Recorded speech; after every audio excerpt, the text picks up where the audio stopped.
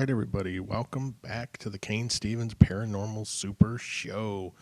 I'm your host, once again, Kane Stevens, and this is going to be our second episode of the Best of series. This is another great interview about the Air Park Arnold Heights Curse of series, and I've got Ryan Holmes on here, and we had a great interview about and everything from ghost activity to cryptids. So this one was from the Air Park Devil portion of last season. So I hope you guys enjoy. Here we go. All right, everybody, welcome back to the Kane Stevens Paranormal Super Show. I've got Ryan Holmes here, and Ryan's decided to he contacted me and he decided to come forward with some of his experiences here in, I say here, but I'm not actually in Air Park right now, but in the Air Park Arnold Heights area. Ryan, according to you, you lived in 3 different places in the Air Park area. Is that correct? Yeah, absolutely. Okay. Do you want to tell me more about it? You want to go from the top and just kind of talk about your first paranormal experience and what really opened your eyes to the afterlife and what's going on the other side? Absolutely. So my first one is more, I would say, it's paranormal, yes, but not in the sense of like ghost. I would say more of, like shadow people, that kind of thing. Yeah. So basically that first house I lived in from when I was born up until I was about 4 when we moved to my second house in our park. And in that first house, I remember being in my room as a kid. I was trying to sleep and my bed was going to be in the opposite corner of the door to the hallway. Mm-hmm. And I always had my door open so I could see just this black void in the hallway. And I always felt as a kid like something was just looking in the door at me. Right. But, I thought, okay, maybe that's just a weird childhood freak out. But I remember one night, and this is the only very perfect memory I have in that house. I was just laying there and I could see the outline of a face just peeking through that door out of the darkness at me. I sort of remember seeing this black shadow walking towards me. And then after that, just nothing. I don't remember anything. The next thing I know, I'm at the opposite end of my bed on the floor in a pile of old toys, just screaming and crying. And my parents were asking me, what happened? And there's just no memory in between. Just this weird shadow thing coming towards me, then just nothing. And then all of a sudden, I'm thrown off my bed, just freaking out. Wow. So you weren't necessarily frozen in fear. You were, but you were fearful and hiding from whatever it was. Either that or it threw me off my bed, something. Because I was just laying in that pile of just rugged toys. Because these weren't, stuffed animals. These were painful, sharp plastic toys. Right. That I wouldn't have just... Oh, so it's not like you piled all this, junk on top of you. It was more like, you're not really sure even how it happened. Yeah, I was just on top of it. Yeah, I just remember being there, scared, seeing it come towards me, just not being able to move, then nothing in between. All of a sudden, I'm in that pile of toys at the end of my bed. On top of it, screaming. And now this first house, you had told me that your first house out there was in the Oak Hills area, right? Which is just past the old Michael Mart, right? In that area. Okay. Yeah, right over there. Wow. And that's what's strange is a lot of the claims people are giving me are all in the Arnold Heights area. I'm not getting a lot, but I do want people to come forward like yourself and tell me that there's more. I'm having a hard time because there's so much activity out there in that giant area that it's even hard to pinpoint exactly where it all is. Yeah, we had a dog back then as well in that house. I know he was a shepherd and some other kind of mix. And when he lived with us in that house, he was super aggressive out of nowhere, just started acting weird. He would always huddle towards me, but he would start howling out of nowhere, just freaking out. And as soon as I gave him to my dad's coworker, he started acting completely fine. No training, nothing. He was just fine once he left the house. Wow. So I think it sensed whatever was going on there. You don't have anything paranormal going on right now, do you? You're talking about your dogs and your dog barks? No, they're just being brats now. That's how my dogs are. They're probably going to bark here pretty soon, and the old condenser mic's going to pick it up. Yeah. But don't worry about any of that. I like it. I like animals and dogs anyway, so if they have something to say, they can come forward too if they want. Yeah, there you go. Teddy, you seen anything? See anything weird around here? Wow, that's wild, man. It's interesting how animals do react in a haunted location. I know in some of the current houses that we've lived in, where we've had some things happen ever since we've lived in Arnold Heights. Our dogs will growl at nothing. They'll bark at voids, and they'll be staring downstairs and growling at the dark. Yeah. And you wonder what they're seeing, if they're seeing some sort of shadow, if what are they see. It's hard to tell, but it definitely is interesting. Absolutely. So okay, so your next house that you guys moved to was on Northwest 58th Street, you said. Yeah. On the Okay, newest section of Bear Park. cool. And do you want to tell me some more about, and so that's basically, if you're keeping score at home, everybody, that's basically, if you're in the air park in Arnold Heights area, Oak Hills is, well, it would be what, south of Arnold Heights, but then this would be like to the east of that. So I mean, we're creating a larger area of activity. So please, if you would, tell me what happened at Northwest 58th Street. So this one, honestly, is actually probably the most active one I've ever had. Okay. So there's a few stories here and there, but one night contains like 4 different things that happened. So that one's going to be second. I'm going to start with just the smaller stuff. So it was a 2-story house. It was the biggest house in that area. We had it built on that land, completely untouched previously, kind of out by those cornfield areas. And so we have the house built, and we moved in when I was a kid, probably 4 or 5, right after that other house, directly after. And I don't remember a lot, like when I was younger, of anything happening, but it kind of progressed over time, it felt like. So I remember a friend of mine back in 5th or 6th grade came over, and we were just playing hide and seek, since it was a decent sized house. We were just messing around, And I kind of go up onto the stairs to the 2nd floor, and I can see around those stairs, and he's looking in the dining room area, which is kind of by our back door, which Yeah. was this big thing by a hill. And my friend's like, Ryan, I can see you behind the curtain, which was the curtain to our back sliding door. He's like, Ryan, I see you. I walk up behind him, and I'm like, no, that's not me. We can both clearly see an indent of a person in like feet standing underneath the curtain. Wow. And we look back, and there's just nothing there. Yeah. Like, he saw it first, and I was like, no, I'm right here. And we both noticed it. And I was like, okay, that's weird, whatever. We still talk about that every once in a while. We remember it happening still. I'll bet that's a pretty big moment, especially for friends when they experience it too. Did you talk about it a lot to your friends? Like, was it something you guys joked about, or anything like that, or was it just something that kind of you kept under wraps? Honestly, we are both, me and him, and then I guess some of my other friends as well, we are kind of, I'm the biggest one into paranormal stuff. I love this stuff. I research it. I watch a ton of stuff on it. Yeah. But they're all still intrigued by it. Like, they've experienced stuff as well. Right. And so it was just kind of a talking point. Like, when we're watching paranormal related stuff, where it just kind of comes up, we'll remind each other those stories and kind of remember what happened so that it stays fresh in our minds, And it's just kind of a comparative thing when somebody else is talking about their experiences, like, oh, hey, this is something more than one of us experienced. So it wasn't just us thinking something was happening. We weren't making ourselves feel crazy. Right. And that's why. Did they ever stay overnight and complain of, things happening, things waking them up, or being terrified of anything? I just remember when we would stay over there, it was a pretty decent sized house. So I know, like, hearing stuff was not as easy if it wasn't in the room you were sitting in. Yeah. So I don't remember a lot. I do remember some of us, just every once in a while we'd have a weird vibe, like for a night or two. Like, things would be normal for the most part, but then here and there. The basement was the creepiest part we had. It was just this big unfinished basement, so just old, just new, like, stone and stuff like that, and just this long staircase. So if you don't have the light on, it's just pitch black. And there was just always a weird feeling about that. Sometimes we'd hear like the stairs creaking, which they were new stairs. It's not like it's old wood.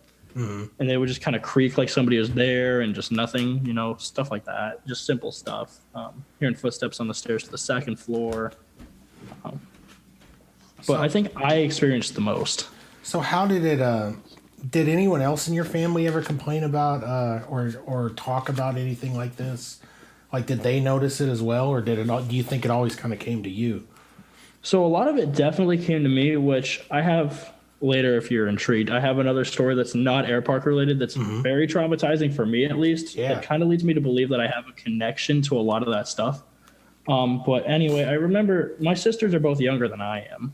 And I remember because they were still little during this. I mean, I was still kind of young, but I just kind of remember sometimes they would just start, crying in the middle of the night or come out of their rooms and stuff like that. Just not really saying what happened, but they just kind of felt weird. It seemed like because they would just have weird dreams and they would come out crying or like Right. scared to have their door open, just weird stuff like that. They had to have a nightlight after a certain point. And this was when, it wasn't like, oh, we're afraid of the dark. It was after they started complaining about these weird things that they started sleeping with a nightlight and stuff like that. But yeah, it was just interesting. So what would you say? What would you say was the most intense thing that happened there? Were you guys, did you see more shadow people while you were there? So I'll jump into one night. There was like 4 major things that happened. Okay, one please night, do. and I was alone this night. So I was probably like 9 or 10. So old enough to like definitely understand what's happening. Maybe even older. I might have even been like 11 or 12 by this point. So my parents split while we were in that house. And during this time, my sisters were kind of living with my dad. And then me and my mom had to move out of this, because it's a big house. We had to file bankruptcy because she couldn't pay for this whole house. So one night she was over at a friend's and I'm the only one home. And we had our family room, which was kind of by the front door is kind of down a hallway this way. And then to my left was these windows to the outside out front. Mm-hmm. And then to kind of back to my right was this area to a little side room where we had a couch and stuff like that. And so I'm sitting on my computer, which is facing this wall towards kind of that hallway by the front door. I have my headphones on. I'm blasting music. Nobody's home. My mom didn't come home for another like 3 hours. And so I'm sitting there, and there's this tall lamp next to me. Those ones where you have to turn the knob all the way to get them to turn on and off? Yeah, definitely. Well, I'm sitting there, and the lamp's right to my right. All of a sudden, it starts flickering and then turns off completely. And I check, and it's still plugged in. I turn the knob all the way to left to turn it off and then turn it back on, and it turns on just fine. Yeah. So, like, the knob was still on, but the whole light went off, and the bulb didn't die out because I turned it off and right back on. Yeah, that's bizarre. So it starts with that, and then I'm sitting there, and I feel like a breathing on the back of my neck. Like, I thought maybe my mom came home and was trying to scare me or something. I just didn't hear her. I feel breathing, and I thought I heard some, like, almost like a little girl kind of, like, distant scream or, like saying my name or something like that with both headphones on, like, sound canceling. So I take them off and look around. Nothing there. I check the garage. My mom's not home. So she wasn't messing with me. And I go back to the computer. And then to the left, so I have the light on, so it's kind of projecting the whole room. To my left, out of the corner of my eye, I see a shadow just like sprint across the wall to my left and past me. And I look over and I'm like, what the hell? Yeah, wow. Nothing there. So I'm just like, okay, this is getting really weird. Whatever. Put my headphones back on. Like, I'm freaked out, yes, but I'm not gonna I'm the only one home. What am I gonna do? Yeah, exactly. What are you gonna run outside the house and scream with your hands for real. up? And yeah, keep in mind as well, this is like 9 or 10 at night, so this is late. Yeah. So I wasn't just seeing like a shadow, through the window or anything. Like, it was on the wall. I could physically see the outline of a human being run across the wall. Yeah. And how old were you at the time? So I was either 9, anywhere from 9 to 12. I can't remember exactly when we moved out. So anywhere from 9 to 12. So I'm cognitive of everything that's happening. Yeah. I'm already kind of aware of what paranormal stuff is. I'm just trying to get an idea, just get kind of like a grasp of where we are in your timeline. Okay, thank you. Yeah, absolutely. So, I'm still sitting there, and I keep thinking that I hear somebody whispering my name or somebody saying my name, and it's like, that it sounds quiet because of my headphones, but just obviously nothing. Nobody's home. Nobody's outside. It's the middle of the night. And I put my headphones back on, blasting music. All of a sudden, the whole floor below me, so I'm on the middle floor above the basement. Yeah. The whole floor below me just starts vibrating violently. Like, I can feel the floor vibrating, but it's only that floor, nothing else. Like, I checked the whole house, nothing moved upstairs at all. Nothing fell down on that level. Just the floor beneath me just starts violently shaking. And I'm just like, okay, what the hell? And I hear like a crashing downstairs in the basement, the creepy ass basement, of course. So I'm like, okay, I guess I'm going to go check it, whatever. I turn on the light, I'm looking around. Nothing has moved at all. Everything is still in place, but we had a bunch of boxes still stacked from when we were trying to move. There was about like probably 3 high stack of boxes, so pretty high up. The only thing in that basement that was moved was this baby doll that had to have been in the top box, which means it had to have gotten thrown up and over the lip of the box and fell. But it fell perfectly sitting, facing the doorway where I would have to come down the stairs. just facing directly at that stairwell, right where I would come down. Yeah.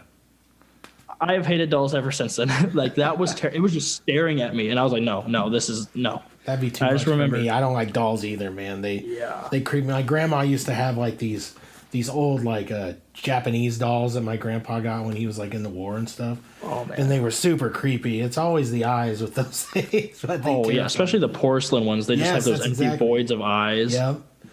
But yeah, I just remember running upstairs to my room, and I literally locked my door, and I was just sitting there. I was like, please come home. Like, what is I don't have no idea what's happening. Yeah. And all that's like in the period of like 20, 30 minutes. Wow. And yeah, it was just. Whew. So do you you know when you when you were in that house, okay, did you have a lot of negativity? I mean, obviously, you know, I don't want to dive into your family's past too much, but there's a lot of things going on, you know. And the reason I bring that up is, you know, you're also into the paranormal as well. You know, they talk about you know, negative entities preying on, you know, negativity in people's lives for whatever reason. You know, I don't know if that has any correlation to what was going on, especially with that particular story you're telling me, but it's definitely something to bring up. Were you having a lot of night terrors or dreams or odd dreams at the time? Did you ever have any of that?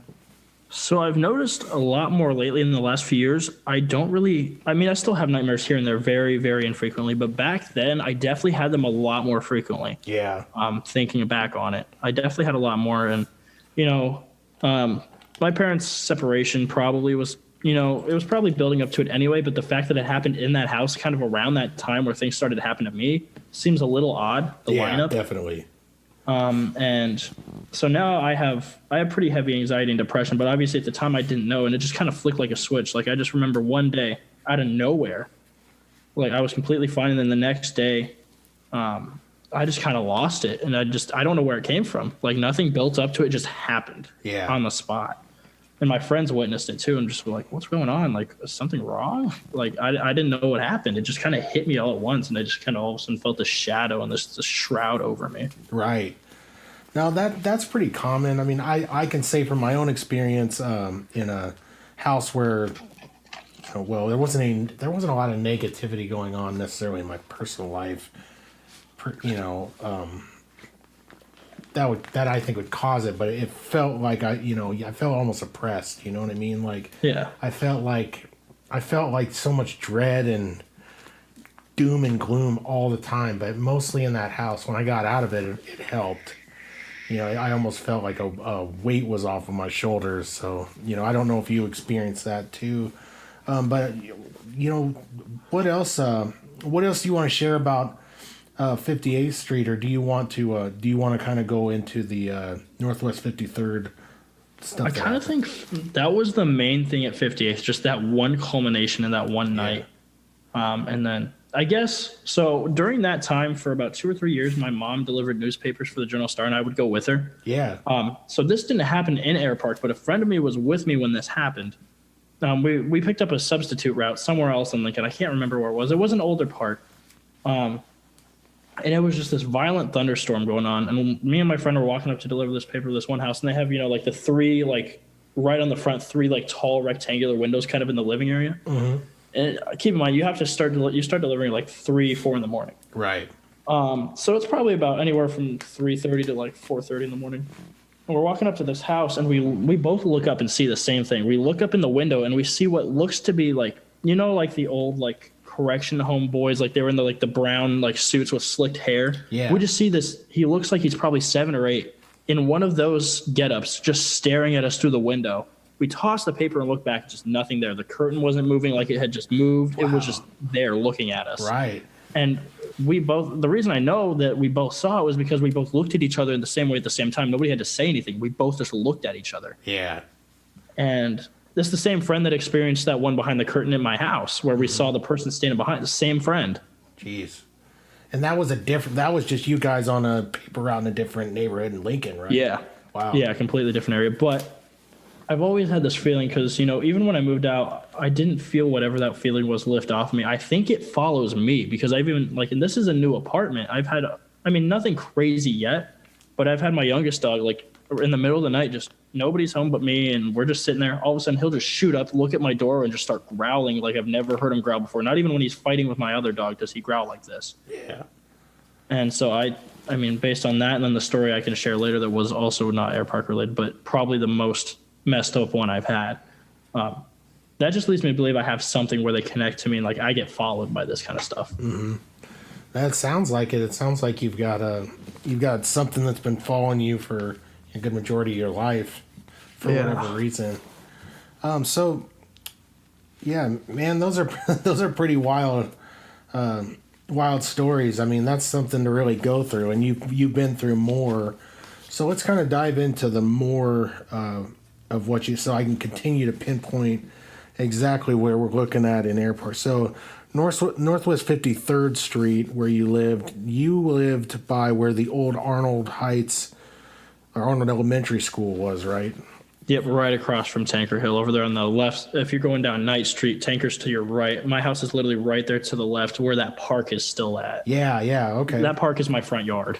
Okay, so when what age were you when you moved there, and how long did you live there? I think I was 13, and I just moved out of that place probably about 8 or 9 months ago. Okay. So majority of pretty much my whole high school life and the tail end of my middle school life. Okay, wow. What? So yeah, I mean, give me what you had happen at Northwest 53rd, and maybe we can kind of put some of this stuff together with some of the stuff other people were saying close to that area. For sure. So this one was definitely a little more subtle in a way, yeah, but it was more constant, I would say. And my mom has had an experience or two since I moved out, which she has never told me about having. So in that house, I would, a lot of the times in the middle of the night be in my room. It would just be me and my mom. It would be nights where my sisters weren't at my mom's place because they were living with my dad primarily. And just very frequently I would hear footsteps in that hallway, and they would just stop in front of my door. So, obviously, if they just stop there and they don't continue, where are they going? They would just stop right in front of my door, and I wouldn't hear anything after that. Very frequently, I would think that I was hearing whispering or somebody yelling my name. I would hear really weird sounds outside that were like animals that were walking near the place, that all of a sudden just start going crazy, just unholy sounds that I've never heard before from an animal. Mm-hmm. Stuff like that, and just like people walking. I would have a lot of people who were walking there, just all of a sudden start yelling and going completely psychotic. Out of nowhere. It was super weird, and just, I don't know, it was strange. If we would go down to the basement, the basement of those old military homes, they have the big metal rafter thing for the air circulator. Right. Looking at that, something was kind of scratched into it. It looks like it with a knife or something sharp, and it said what looked like a male name. I couldn't make it out, but it looks like it said that name and then died here or something engraved in that's been there for who knows how long. Yeah, like the scene on Shawshank Redemption, where the guy hangs himself, and I hope that's not the case, but man, that's pretty. There's been a lot of people that live in those duplexes. I'm 38 now, and I lived there my entire childhood in the base housing, on West Wilkins, and grew up out there, and of course all my friends lived out there, and then we later moved to Oak Hills. But it was it's interesting that so many people have been in and out of these places. It's hard to know what the actual history is. You could talk to people for hours, days, years, and you're never going to get the full story. But the story that keeps coming back up is people are either not wanting to talk about it because they think that they're going to be perceived as they're crazy, or it's just they don't believe in ghosts and hauntings and stuff like that, and that's okay. Not everybody has to, but they do want their story to be told. And with that being said, I mean, so when you're in this house, are you experiencing shadow figures like a lot of people are in the area? Sometimes I'm thinking that I am, but I can't tell if I'm freaking myself out at that point just because I'm expecting it. So I would like to say that I've seen a few. Mm-hmm. If I'm in the living room and I have the TV on in the middle of the night, that I'll see something kind of shoot across the wall real quick that's not the TV or anything else. Nico, my older dog that I have with me here, one of my two, I got him in that house. And he would act weird, and it was always strange because I'd be like, and he doesn't do this at this apartment, but I'd be like, Nico, where's the ghost? And he would always look to one specific corner, just that corner every single time I'd say it. And even if I do it here, he just looks at me like, what? And doesn't do anything. Yeah. But I'd just be like, Nico, where's the ghost? And he'd always look up into this one corner of my room and just stare at it. Wow, that's wild. Which is weird because how the hell does he understand what I'm saying? And he doesn't do it here. He won't. If I say, where's the ghost? He just looks at me for a second and just doesn't do anything. Yeah. It's weird. I don't know. But he would act weird sometimes here and there, but, what young dog isn't going to bark at anything and everything? But still, right, even when exactly. nothing immediate around us, it would still seem like he was, just staring off at something or just acting a little different here and there. Yeah, it wasn't super active out there, but honestly, my more intense things that I've had have been outside of that house, but still in the neighborhood, like outside. Yeah. You want to talk about that a little bit? I know there's one lady that came forward that said she used to do a paper route in Air Park, like numerous paper routes in Air Park, and she would talk about seeing all sorts of things, even like a shadow or just shadows of like a man-like creature, but it was almost like a like simian, like kind of like hunched down. And stuff that's like going to that. be interesting because that actually has to do with something that I had to do with. Okay. So there's this forest. I don't know if you know where West Hughes Street is. Yeah. So there's that forest off down that way that kind of splits the old Air Park and the new Air Park. Yeah. And it was the middle of the night, and one of my friends, she had kind of like run off from home. So I'm like I'm looking for her. I'm helping her mom look. And I had my headphones blasting. Like I couldn't hear anything around me at all. I was running through that forest to go towards the other section because she lived kind of in that newer section towards where I used to live. So I'm running through that forest. It's probably like 11:30 at night. And a few days prior to this, it was super weird. All of a sudden, there was just this really old rocking chair, like this old recliner rocking chair that was just in the middle of the woods out of nowhere. Like, okay, maybe somebody dumped it there, but why? Right. And then the day before that as well, there's this really strange, just this big sewer gate just in the middle of this forest for no reason. And all of a sudden, like 2 days before this, that lid was off of the sewer gate. Like just, it was open for no reason. And then it was closed again. Yeah. I don't know. But I'm running through this forest in the middle of the night, headphones blasting. Like I can't even hear my own footsteps. Nothing. I can't hear anything. All of a sudden, I just hear this blood-curdling shriek. And then just this feeling that there's stuff just around me. Like I'm being like surrounded by something. And it's not animals. There's no animals. There's no eyes. I have my flashlight on. I can't see anything near me. And I'm not talking like an animal shriek, just like the most blood-curdling whatever sound I've heard. And I just feel like there's something behind me. So I'm just sprinting. I'm looking around. I feel like it's one thing that's behind me, but at the same time, I feel like it's all around me. Like I can't get away from it. And I just hear that shriek just following me and just that presence aggressively around me. And I'm running. And the second I get out of the forest, back into the light, it just stops. I just feel completely normal. I don't hear the shrieking anymore. And I'm just like, what the hell was that? And me and my friends would be walking at night. We used to go and walks in at all the time, and we would hear a similar type of shriek here and there sometimes from the direction of that forest. And one night we heard that, and then not a few minutes later we heard like a man like yell like and we thought, okay, maybe it sounded almost like somebody like yelling at a sports game, but more of like and it was like echoing. It was distant. Right. And so, I think some kind of entity, some kind of thing, creature lives out there because what you said, that like hunched over four-legged type creature, man looking thing, that's what I envisioned in my head. Like I couldn't see this thing, but in my head, that image was just there. Right. And I feel like that sewer gate had to have had something to do with it. I feel like it, lives under there or something. I don't know. And maybe that's crazy, but honestly, there's got to be entities. I've seen videos and sightings of things that cannot be explained, that were clearly not faked. I don't think it's crazy at all because the way I look at it is like I look at most, I look at it as in a skeptic's form. I try to be skeptical about it so that I can, so that you can be reasonable. But when you get so many people making so many claims, is it something in the water? Is it something in the Kool-Aid? Is everybody, is everybody nuts? I don't think so. And especially in this, what's odd about Air Park, and this too, is there's a lot of odd negativity. You know, it's a great place to live. You know, there's a lot of great people. I had some of the best times of my life out there and a great childhood, but there's a lot of odd and negative things that have happened out there to a lot of people throughout their lives. And it makes you wonder, you know, from friends that, you know, committed suicide to all sorts of different things. You wonder, what is it? Something about the area? Is it the negativity? Is it just you know, people try to call Air Park a ghetto, so to speak, which I find to be laughable. Yeah, it's not a ghetto by any means. You know, it's just normal people living, you know, in affordable housing, and there's nothing wrong with that.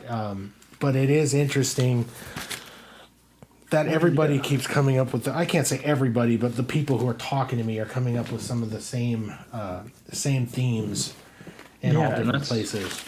The weird things you got to consider in that situation is, one, I guarantee majority of these people haven't heard other people's stories. Yeah, and so the fact that they're all just lining up without having to be, you know, heard by each other, you can't really just, you know, it's not some big conspiracy where everybody's talking to each other in advance and making up some stories to line up. Like, what's the point? You know, why would anybody go out of their way to fake it or anything like that? Especially people who are like confused. Like me, I've been through this stuff. I kind of know what's happening. There are people who don't. They're just like, I have no idea what this is. This is what I experienced. I don't know what it is. And then, you know, having its history being old military housing, so, you know, PTSD from people who live there from the military, to it's affordable housing. So a lot of struggling families end up in there. So harsh things can happen in those families. Yeah.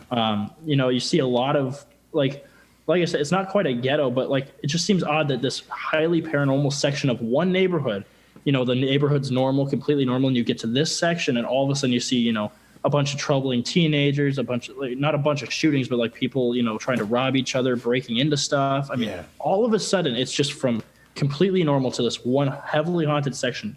Everybody's acting out. Everybody feels weird. Exactly. And it's like, and no, you bring up a great point.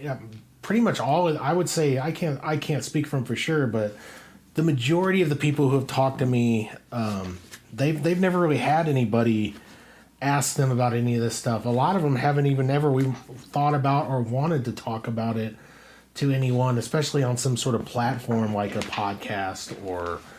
And so, you know, you go into some of the other haunted locations in Lincoln, and there are many, but you never really hear of an entire neighborhood that's haunted. And I think that, well, I mean, in terms of ghosts, hunting and paranormal, I think that it's you know, you could call it a treasure trove, so to speak, but I don't find it to be a treasure trove because it's affecting people in their lives. It's affecting them mentally, physically. You know, it's even touching them and harming them.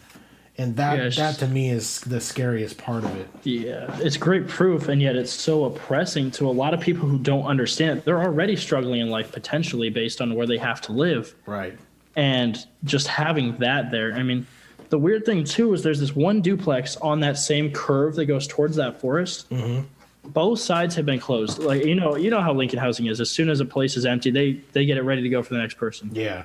It has been closed. Like, it literally has like a sign on it, no trespassing and stuff. It has been like that since I had moved out there. So for a good 7-8 years, it was like that. And still to this day, nobody lives in it. Yeah. And I heard people claiming that they would see red glowing, like sets of glowing eyes staring through the windows of this front place, just see shadows going across the windows in the middle of the night. Yeah. And I saw that when I was walking past it that same night when that thing in the forest happened. I glanced over at it because, you know, I always looked at it to see if I'd ever see anything. I could see something, but I just couldn't tell what it was. Mm-hmm. I could see some kind of outline in the window that I didn't normally see, and I looked away for a second at my phone, looked back, and I just couldn't see it anymore. Yeah. And so, I mean, people that lived across the street from that duplex would say, like, they'd look out in the middle of the night or go out for a cigarette or something, and they would see something in that house very frequently. And a lot of different people told me this separately that didn't know each other. And so it's just weird that it was that close to that forest, and that, you know, every other duplex I've ever seen in that area has been, as soon as it's vacated, they get it ready, next person moves in. But these two in particular, they just look weird, have a weird feeling to them, and they just haven't been touched. Right. No, that's odd. I wonder what the reason is. I mean, I doubt you could contact housing and ask them, because of course they're not going to say, "Oh, well, that place is, you know, haunted to the gills. We're not putting somebody was killed there." Yeah, exactly. So, you know, what do you make of what do you think as a fellow podcaster? And I'd like to give you a moment if you want to, if you want to mention your podcast and do any promoting here at the end, that'd be awesome. But what do you make of living out there, and what you think have you ever heard of any history, be it negative history, aside from it being an air base and formerly the town of Huskerville and all of that? Do you have any insight on any of that you want to bring forward? So honestly, I don't know. It's just so strange. Like, I can't think specifically. I know growing up when I was in that Arnold Heights area, I always heard this story or this rumor or something of what they called the Arnold Heights Devil or the Air Park Devil, which was supposedly this little girl that you would see that would appear, or it would take the form of that, a crow or a black cat. And I always thought that was kind of nonsense at first, but then I started, after hearing about it, I started having this weird feeling something was watching me, and then I would see black cats all of a sudden, and it always looked like the same one, but I was in completely different sections of Arnold Heights, so why would it be the same one? Just like after hearing about it, like before I heard about it, I didn't notice anything, but as soon as I heard about it, all of a sudden I started seeing this black cat all the time. I kept having this feeling somebody was watching me. That's when I started hearing that little girl voice kind of in the back of my head all the time. I'm wondering if that honestly has something like there's got to be some reason behind it. The fact that all of this paranormal stuff's happening and then there's that story, something has to connect. Either that paranormal stuff's happening because of that story, or that story came out of all the paranormal stuff that was happening. Well, it seems, so I don't know. It seems almost, it seems like some of the stuff people are talking about is what they would consider demonic, honestly, growling and scratching and all sorts of things. Yeah, absolutely. That's honestly what I think too. Like, Air Park Devil, like that doesn't just come out of nowhere, people make up weird stories, but the fact that so much weird stuff is happening and there just seems to be that shroud over that area.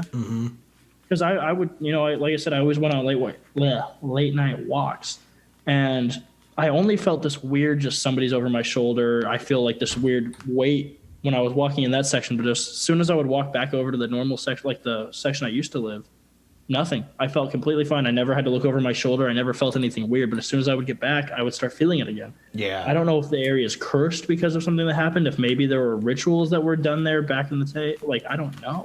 Well, that's what I'm trying to uncover. I'm trying to get a hold of as many people. My Native American friends, if they can, if anybody who is out there is Native American and is listening, if you guys want to, tell me any of the history that you know of the tribes and different things that lived out there, and if if it was sacred Indian site, I don't know. I've heard people talk about before they started the base housing, a priest coming out and saying it was bad land, and what that means, I have no idea. Is there anyone to corroborate the story? Probably not, and we may never get that out there.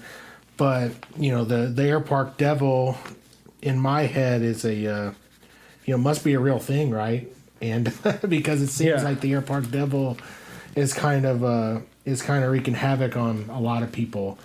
And so, with that being said, Ryan, we're doing really well on time here.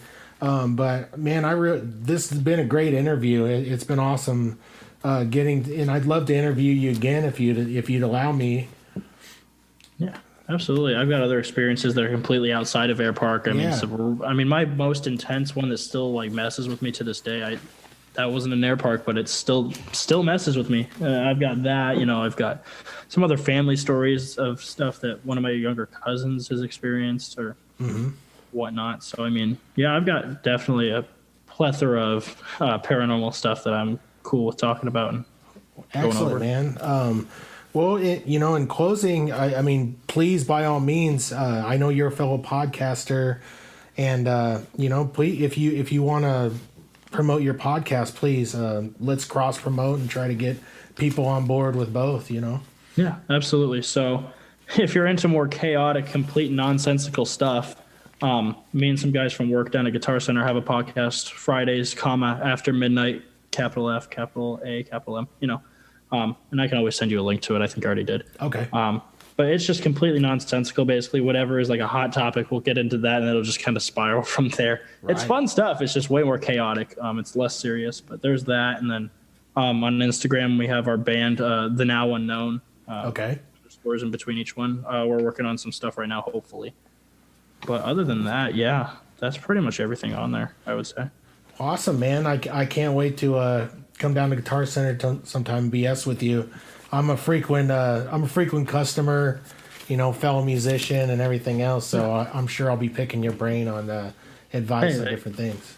There you go. I get a friends and family discount for 20% off a month too. So right on. All right. Well, once again, this is Ryan Holmes, and this has been a fun interview.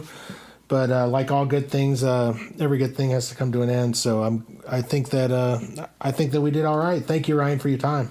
Absolutely. Thanks for having me. I mean, this is the end, but I'd say it's just the beginning. Yes, sir. Thank you.